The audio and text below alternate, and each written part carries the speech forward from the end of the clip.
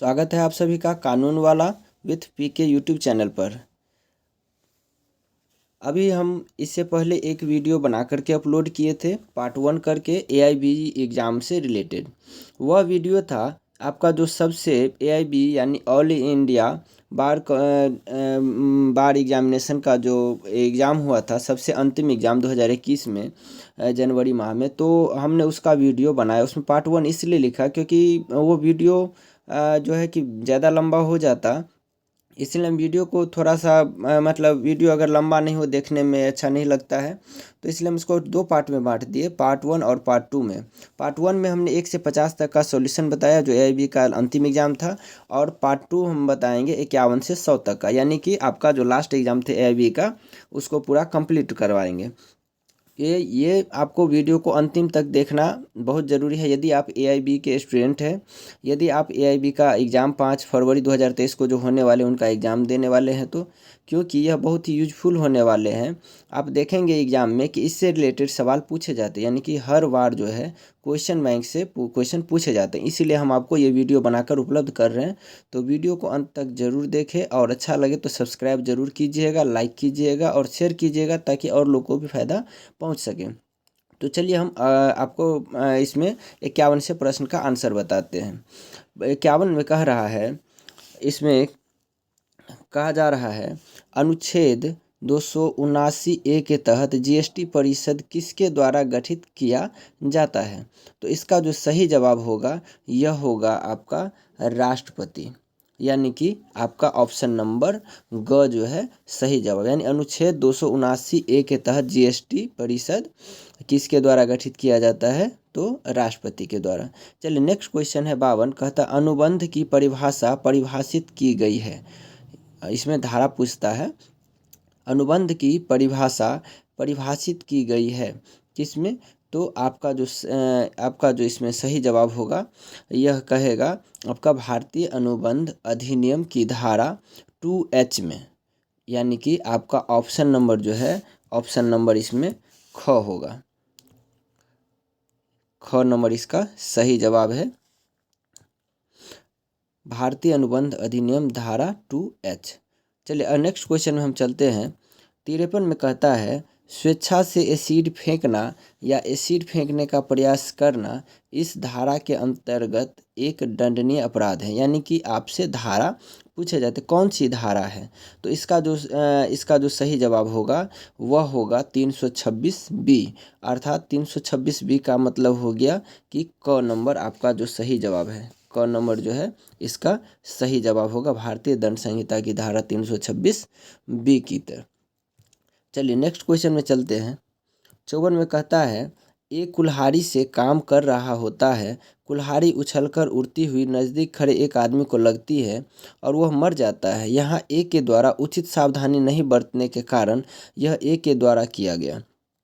तो पहला ऑप्शन कहता है कि हत्या का अपराध माना जाएगा, गैर इरादतन हत्या का अपराध माना जाएगा, या अपराध नहीं माना जाएगा, या गंभीर चोट पहुंचाने का अपराध माना जाएगा। तो इस तरह के जो घटनाएं होती है इसको जो है अपराध नहीं माना जाता है। तो इसका जो है सही जवाब क्या हो जाएगा? अपराध नहीं मानना, यानी ग नंबर इसका जो है सही जवाब होगा। चलिए नेक्स्ट क्वेश्चन में चलते हैं। 55 में कहता है, जेड को आपराधिक साजिश के लिए दोषी ठहराने के इरादे से जेड की लिखावट की नकल में ए आपराधिक षड्यंत्र के बारे में इस तरह के एक साथी को संबोधित करते हुए एक पत्र लिखता है, और इस पत्र ए ऐसी जगह पर रखता है जिसे वह जानता है कि अधिकारी पुलिस को तलाश करने की संभावना है। ए ने एक अपराध के तहत यह अपराध किया है, तो इसने कौन सा अपराध किया है? तो इसका जो सही जवाब होगा, इसका जो आपका सही जवाब होगा वह होगा आईपीसी की धारा 192, यानी कि इसका सही जवाब जो होगा ऑप्शन नंबर ख जो है सही जवाब है। नेक्स्ट क्वेश्चन में कहता है, इंडिया जो कि भारत है एक खाली स्थान। तो इंडिया क्या है? संघीय राष्ट्र है, अर्ध संघीय राष्ट्र है, राज्यों का संघ है, या एक विशेष प्रकार का एकात्मक एकात्मक राष्ट्र है। तो इसका जो सही जवाब होगा यह होगा राज्यों का संघ है। इंडिया क्या है, जो कि एक भारत है, यानी इंडिया इंग्लिश नाम हो गया और भारत हिंदी में हुआ, हिंदुस्तान भी बोलते हैं। तो यह जो है ये राज्यों का संघ है। चलिए नेक्स्ट क्वेश्चन में 57 नंबर क्वेश्चन कहता है MC मेहता बनाम भारत संघ AIR 1987 SC 1086 Shri Ram fertilizers मुकदमे में अदालत ने यह फैसला किया कि, कौन सा फैसला किया? तो ए में कहता है आपके ए नंबर में कहता है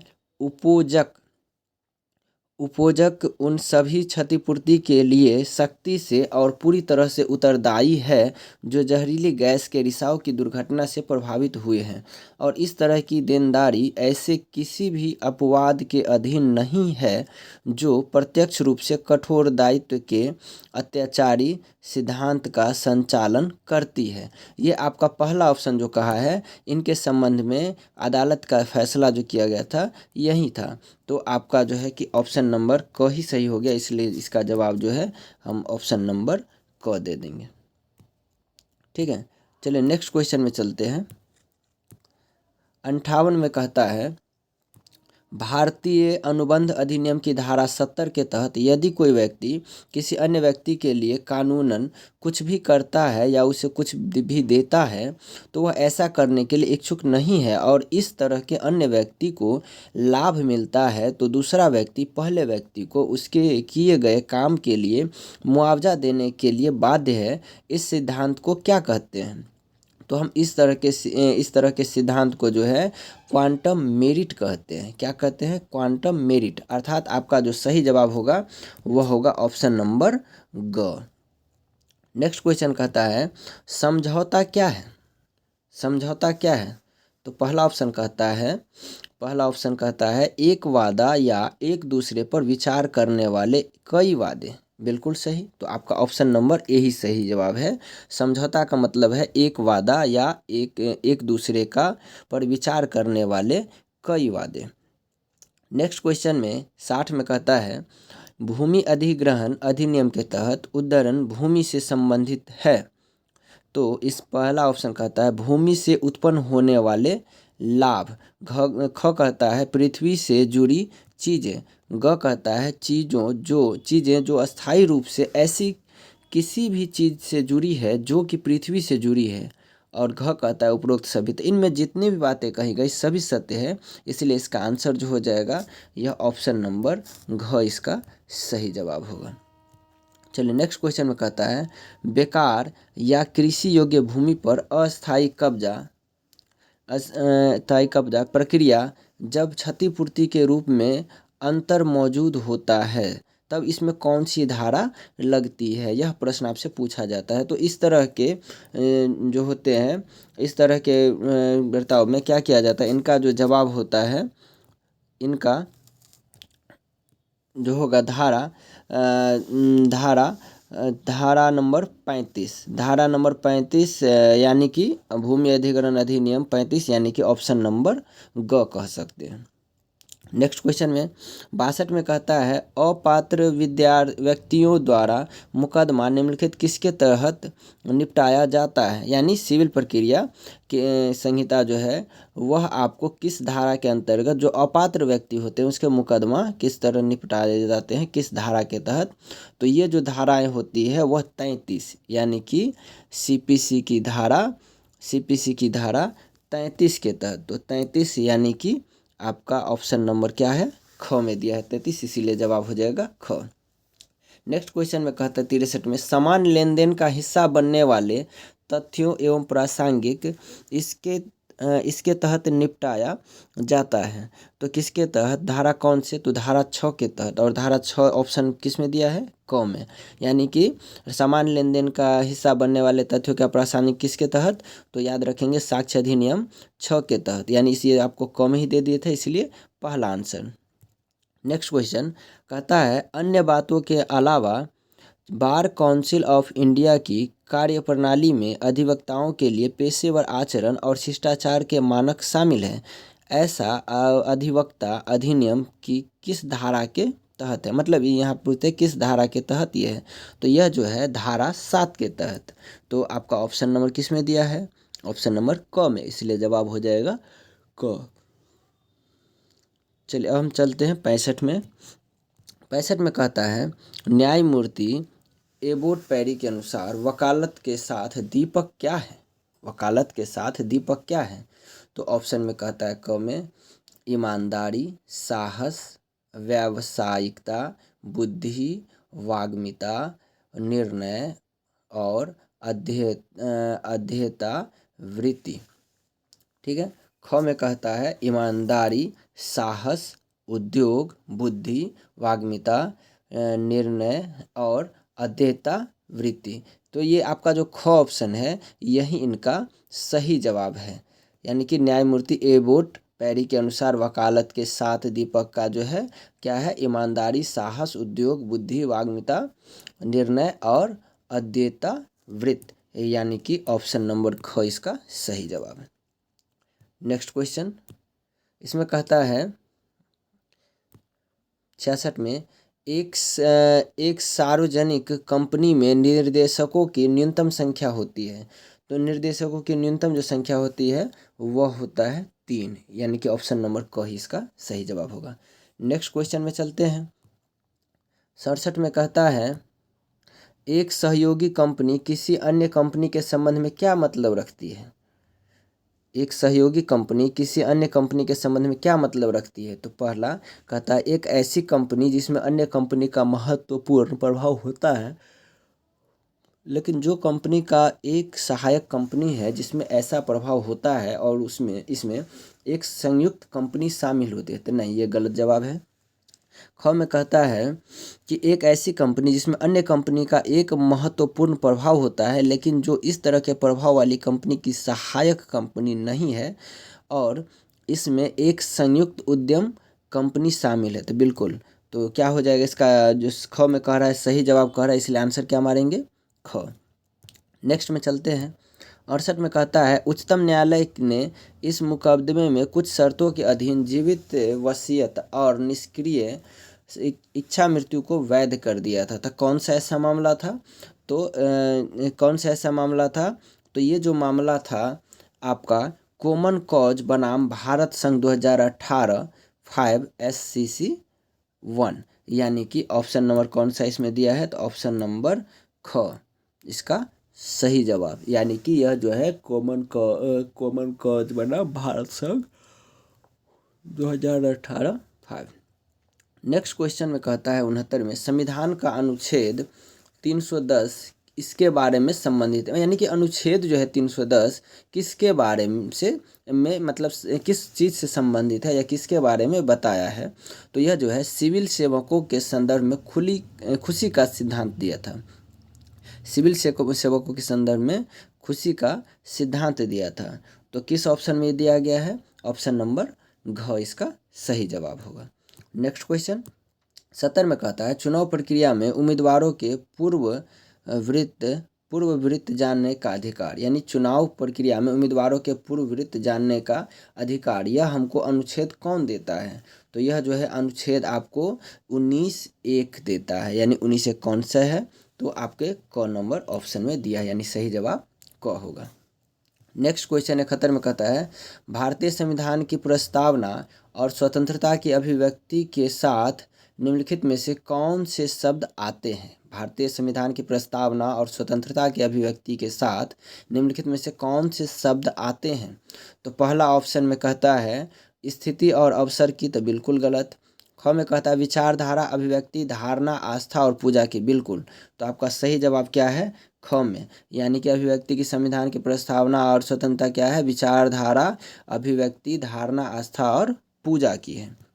नेक्स्ट क्वेश्चन 72 में कहता है आयकर अधिनियम के अनुसार शून्य कूपन बॉन्ड का अर्थ एक बॉन्ड है जो कि तो आपके पहला ऑप्शन में कहता है कि किसी भी इंफ्रास्ट्रक्चर कैपिटल कंपनी या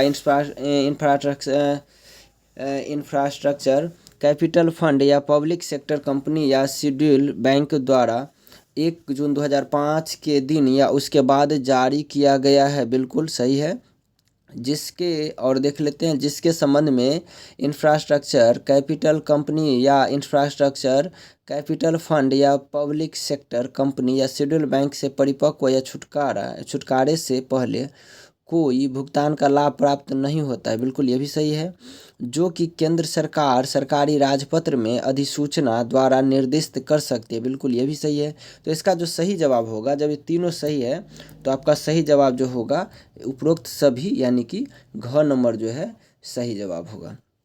चलिए नेक्स्ट क्वेश्चन में कहता है जीएसटी से संबंधित प्रविष्टि संविधान में इसके अंतर्गत की गई, मतलब संविधान के किस किस अधिनियम के तहत जो है कि यह मतलब संबंधित है किस अधिनियम से।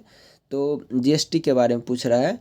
तो इसका जो है आपको संविधान का जो जीएसटी का वो संविधान 101वां अधिनियम 2016 में तो हुआ ही था, और यह जो है 101वां जो है संविधान का उसके संशोधन से इसका जो दिया गया है। ठीक है, यानी क नंबर सही जवाब है।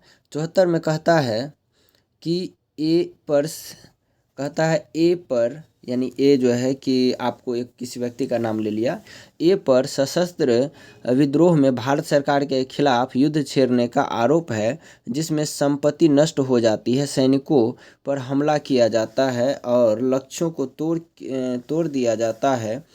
इन तथ्यों की घटना सामान्य लेन देन के हिस्से के रूप में प्रासंगिक है, हालांकि ए उन सभी में मौजूद नहीं हो सकता। ऐसी स्थिति भारतीय साक्ष्य अधिनियम की किस धारा के तहत आती है? तो इस तरह की जो घटनाएं होती है वह आपको धारा 6 की तरफ 6 के से आती है। तो कौन सी धारा होंगे? तो धारा 6, अर्थात आपका ऑप्शन जो हो जाएगा ख सही जवाब। नेक्स्ट क्वेश्चन कहता है साक्ष्य अधिनियम की धारा 110 किससे संबंधित है? तो जो धारा 110 है वह आपको स्वामित्व के रूप में प्रमाण का बोझ करती है। तो क्या हो जाएगा इसका? आपका ग नंबर जो है सही जवाब हो जाए, यानी स्वामित्व के रूप में प्रमाण का दिया गया है इसमें धारा, तो 110, इसलिए ग नंबर सही जवाब होगा। चलिए नेक्स्ट क्वेश्चन में चलते हैं।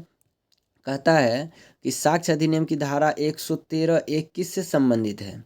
तो जो धारा 113 है वह आपको एक विवाहित महिला द्वारा आत्महत्या की कोशिश का अनुमान है, यानी कि आपके जो ऑप्शन जो दिए गए हैं वह आपको ऑप्शन नंबर घ दिए गए हैं, इसीलिए इसका सही जवाब घ होगा। नेक्स्ट क्वेश्चन कहता है निम्नलिखित में से कौन सा मामला राजद्रोह से संबंधित है? तो देखिए राजद्रोह कौन सा है? कहता है क्वीन बनाम बाल गंगाधर तिलक, बिल्कुल ये भी राजद्रोह था। निहारेदू दत्त मजूमदार बनाम एम्पर, यानी ये भी था। केदारनाथ सिंह बनाम स्टेट ऑफ बिहार, हाँ ये भी था। तो आपका यदि तीनों सही है तो आपके घ नंबर में दिया है उपरोक्त सभी, इसीलिए इसका जो जवाब देंगे वह घ नंबर, यानी उपरोक्त सभी जितने भी है यह सभी इससे संबंधित है। नेक्स्ट क्वेश्चन है 78, कहता है जानबूझकर और दुर्भावनापूर्ण कृत्य जिसका उद्देश्य किसी भी वर्ग के अपने धर्म या अपमानजनक विश्वासों का अपमान करके किसी भी वर्ग की भावनाओं को नाराज करना है, निम्नलिखित में से किस धारा के अंतर्गत जुर्म है? जुर्म तो है लेकिन किस धारा के अंतर्गत, तो आपको बताना है। तो वह धारा जो है 295 ए है। तो 295 ए किस में दिया गया है? तो यह जो दिया गया है ख ऑप्शन में। चलिए नेक्स्ट क्वेश्चन में 79 में कहता है आपराधिक प्रक्रिया संहिता की धारा 29 के अंतर्गत मुख्य न्यायिक मजिस्ट्रेट की अदालत कानून द्वारा अधिकृत किसी भी सज़ा को पारित कर सकती है सिवाय, तो जो आपराधिक जो संहिता जो धारा 29 के अंतर्गत है, जो 29 के अंतर्गत है वह क्या है? तो ऑप्शन में देखते हैं मौत की सज़ा, बिल्कुल। आजीवन कारावास, ये भी ठीक है। 7 वर्ष से अधिक की अवधि के लिए कारावास, बिल्कुल ये भी सही है। तो ये तीनों सही, इसलिए इसका हम जवाब क्या देंगे? घ नंबर यानी उपरोक्त सभी। 80 में कहता है दीवानी प्रक्रिया संहिता के तहत एक विदेशी द्वारा मुकदमा दायर करने के बारे में किसी प्रावधान के तहत निपटा जाता है, यह कौन सी धारा है? कि दीवानी प्रक्रिया संहिता के तहत एक विदेशी द्वारा मुकदमा दायर करने के बारे में किसी प्रावधान के तहत निपटा जाता है। तो इसका जो सही जवाब होगा यह है धारा 83। धारा 83 का मतलब ऑप्शन नंबर घ इसका सही जवाब है। नेक्स्ट क्वेश्चन कहता है नागरिक प्रक्रिया संहिता 1908 के नियम 46 के आदेश 21 के अंतर्गत न्यायालय द्वारा एक फरमान जारी किया जाता है जिसमें निर्णय लेनदार की बकाया राशि की वसूली को कहते हैं। तो वसूली का क्या कहते हैं?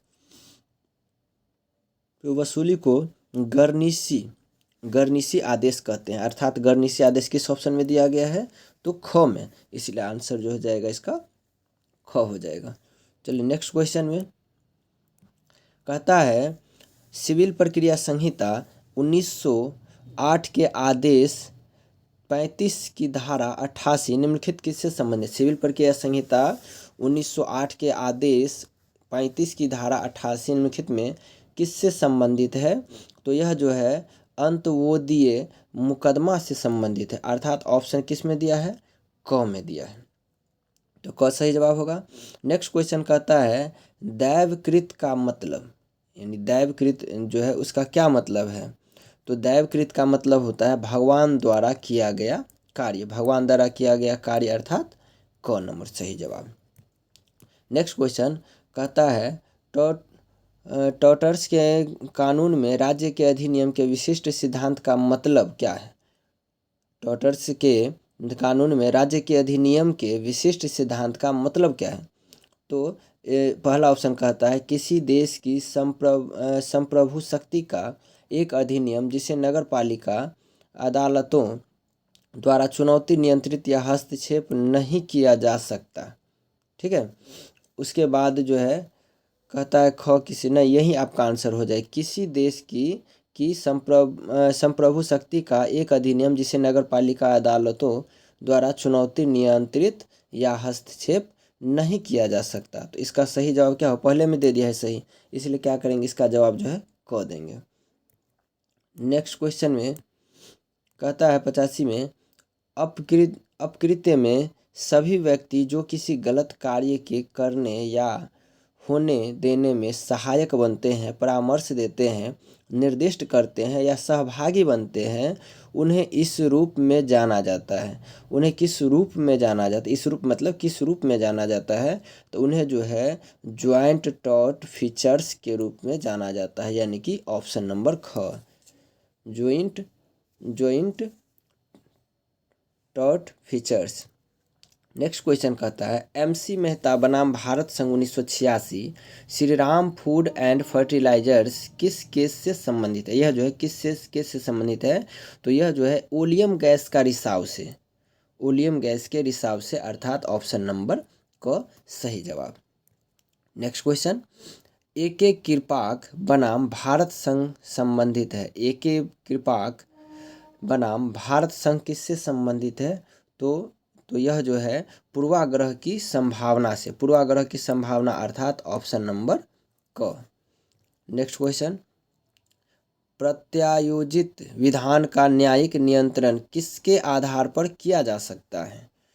प्रत्यायोजित विधान का न्यायिक नियंत्रण किसके आधार पर किया जा सकता है?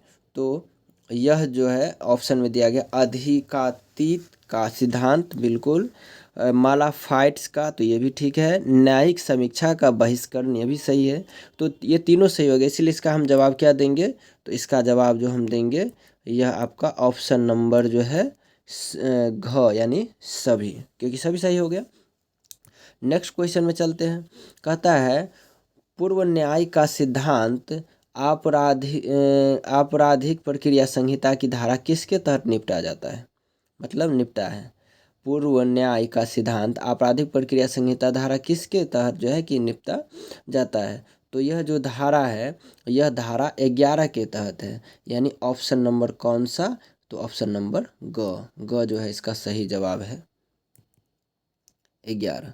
ऑप्शन क्वेश्चन अगला क्वेश्चन, दीवानी प्रक्रिया संहिता की धारा 14 के तहत निपटा जाए। दीवानी प्रक्रिया संहिता की धारा 14 के तहत क्या निपटा जाता है? तो इसमें जो है 14 के तहत जो है कि विदेशी निर्णयों के रूप में अनुमान है, यानी विदेशी निर्णय कौन सा ऑप्शन में दिया है? इसका ऑप्शन नंबर ख सही जवाब होगा, ख। नेक्स्ट क्वेश्चन कहता है 91, ए दिल्ली को का रहने वाला है और बी से संबंधित मानहानिकारक बयान कोलकाता में प्रकाशित करता है। बी ए के ऊपर मुकदमा कर सकता है। बी जो है क्या कर रहा है कि ए दिल्ली का रहने वाला है और बी से संबंधित मानहानि बयान कोलकाता में प्रकाश है, रहने वाला दिल्ली में, और कहाँ प्रकाशित करता है बयान को, मानहानि का, तो कोलकाता में। तो बी ए के ऊपर मुकदमा कर सकता है। तो बी जो है कि ए पर मुकदमा कहाँ कर सकता है? तो यह जो है या तो दिल्ली या कोलकाता में कहीं भी कर सकता है। इसलिए इसका कौन सा ऑप्शन है? तो इसका ऑप्शन जो है ऑप्शन नंबर घ, चाहे तो दिल्ली में भी चाहे तो कोलकाता में भी। नेक्स्ट क्वेश्चन, हड़ताल की मात्र अवैधता दर असल अन्यायपूर्ण व्यवहार नहीं करती है। जस्टिस कृष्णा अय्यर केस का नाम क्या है? तो इस केस का जो नाम है वह है गुजरात स्टील ट्यूब बनाम गुजरात स्टील ट्यूब मजदूर सभा, अर्थात ऑप्शन नंबर ग सही जवाब है। क्या है? गुजरात स्टील ट्यूब बनाम गुजरात स्टील ट्यूब मजदूर सभा। नेक्स्ट क्वेश्चन में चलते हैं। नेक्स्ट क्वेश्चन में कहता है, एक कार्यकर्ता खाली स्थान के आदेश से दुखी होकर सीधे विवाद के स्थगन के लिए श्रम न्यायालय या न्यायाधिकरण को एक आवेदन कर सकता है, और न्यायालय या न्यायाधिकरण को इस तरह के विवाद को स्थगित करने का अधिकार है, क्योंकि इसे उपयुक्त सरकार द्वारा संदर्भित किया गया है। तो क्या होगा यह? इस खाली स्थान में क्या आएगा? तो बर्खास्तगी, रिहाई, छटनी या अन्य सेवाओं की समाप्ति, इस तरह के आदेश से दुखी होकर के हो सकते हैं, तब जाके आप जो है कि कंप्लेन कर सकते हैं। तो ऑप्शन नंबर क्या होगा इसका? ख जो है सही जवाब है। नेक्स्ट क्वेश्चन का था, भारतीय उपभोक्ता अपवाद निवारण आयोग का गठन वर्ष में किया गया था, मतलब किस वर्ष किया गया था? भारतीय उपभोक्ता अपवाद निवारण आयोग का गठन किस वर्ष में हुआ था? तो यह जो है 1988 में हुआ था। तो क्या होगा? ऑप्शन नंबर क। नेक्स्ट क्वेश्चन कहता है, उपभोक्ता संरक्षण अधिनियम 1986 के अंतर्गत शिकायत दर्ज करने में तीनों मंचों पर लागू सीमा की अवधि क्या है? उपभोक्ता संरक्षण अधिनियम 1986 के अंतर्गत शिकायत दर्ज करने में तीनों मंचों पर लागू सीमा की अवधि क्या है? इसकी कितनी सीमा, मतलब समय सीमा क्या है? तो उस तारीख से 2 वर्ष जिस तारीख को कार्यवाही का कारण उत्पन्न हुआ है, यानी ऑप्शन नंबर इसका घ सही जवाब होगा। क्या है? उस तारीख, यानी जिस दिन शिकायत दर्ज किए उस तारीख से 2 वर्ष जिस तारीख को कार्यवाही का कारण उत्पन्न हुआ है, यानी घ नंबर सही जवाब। नेक्स्ट क्वेश्चन, भारतीय दंड संहिता की धारा 82 के हिसाब से किसी बच्चे द्वारा कितनी उम्र से नीचे किए गए जुर्म को जुर्म नहीं माना जाता है? मतलब कितने वर्ष से, जो धारा 82 है भारतीय दंड संहिता में, वह कितने वर्ष से कम उम्र के बच्चे को जो है जुर्म कर नहीं माना जाता। अगर जुर्म करता है तो वह जो होता है 7 साल से नीचे। 7 साल के जो बच्चे होते हैं उसके जुर्म को जुर्म नहीं माना जाता है। ठीक है। नेक्स्ट क्वेश्चन, यानी ख हो गया उसका जवाब। नेक्स्ट क्वेश्चन कहता है, आर बनाम डडलॉ और स्टेफेंस किस सिद्धांत के समर्थक है? यह जो है किस सिद्धांत के समर्थक है? पहला कहता है, अपनी जान बचाने के लिए एक निर्दोष की जान लेना आत्मरक्षा नहीं है, और हत्या के खिलाफ आवश्यक रूप में बचाव की अपील नहीं की जानी चाहिए। तो यही पहला इसका जो है सही जवाब। क्या है? अपनी जान बचाने के लिए एक निर्दोष की जान लेना आत्मरक्षा नहीं है, और हत्या के खिलाफ आवश्यकता के रूप में बचाव की अपील करना नहीं की जानी चाहिए। तो इसका ऑप्शन नंबर जो है ऑप्शन नंबर को सही जवाब है।